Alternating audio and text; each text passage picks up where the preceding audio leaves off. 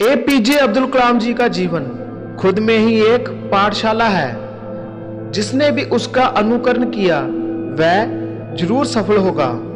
उनके जीवन से हमें ईमानदारी, संयम और परिश्रम की सीख मिलती है। उन्होंने जिसके साथ भी काम किया उनके दिल को जीत लिया। दूसरों के लिए इतने प्रेरणादायक कलाम साहब का खुद का जीवन बहुत ही कठिनाइयों में बीता। किसी ने सच ही लिखा है कि संघर्ष ही जीवन है, क्योंकि जब आप अपने आसपास ही निगाहें दौड़ाएंगे तो संघर्ष से भरी हुई कहानियां आपको कुछ करने के लिए प्रेरित करेंगी।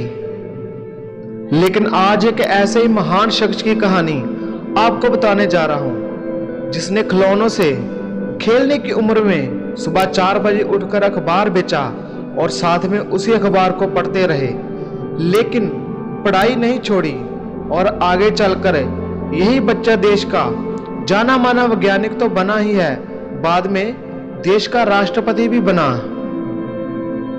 ये कहानी है तमिलनाडु के रामेश्वर में 1931 में जन्मे एक बच्चे की। बच्चे ने अपना बचपन बेहद गरीबी में बिताया। पिता मामूली से मशवारे थे। परिवार के लिए एक टाइम का खाना लेके आना भी पिताजी के लिए बेहद मुश्किल था।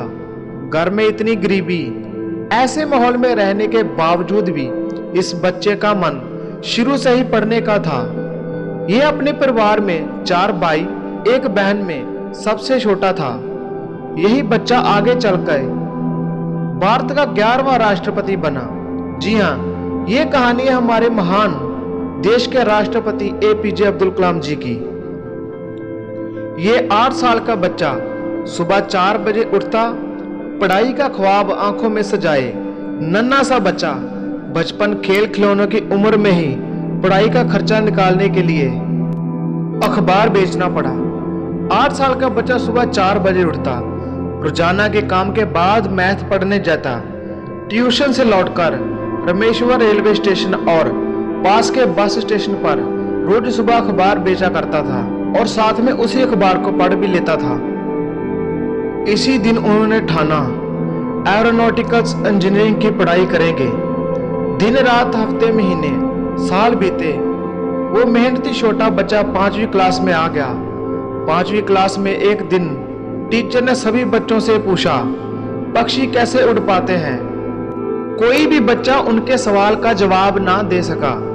अगले दिन टीचर सभी बच्चों को लेकर एक पास वाले बीच पे ले गया।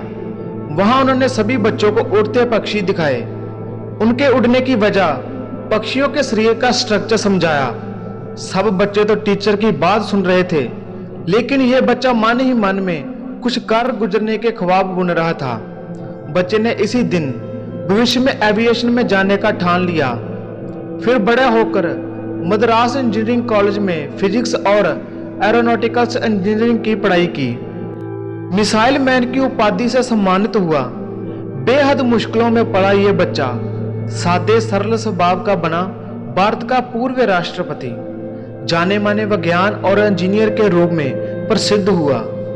लगभग 4 दशकों तक वैज्ञानिक और विज्ञान के प्रशंसक के रूप में रक्षा अनुसंधान और विकास संगठन DRDO और भारत अंतरिक्ष अनुसंधान संगठन ISRO की देखभाल की।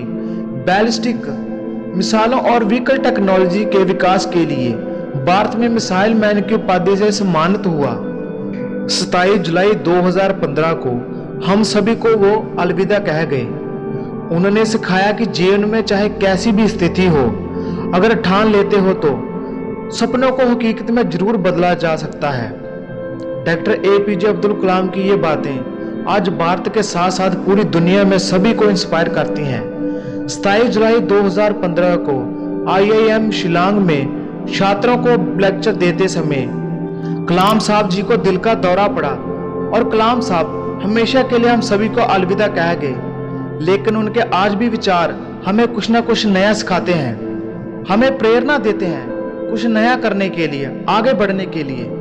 दोस्तों, अगर आपको भी ये वीडियो अच्छी लगे तो लाइक करें, शेयर करें। चैनल पर नए तो चैनल को सब्सक्राइब कर दें, ताकि आने वाली नई मोटिवेशन और एजुकेशन वीडियो आप तक पहुंच सके। जय हिंद, वंदे मातरम।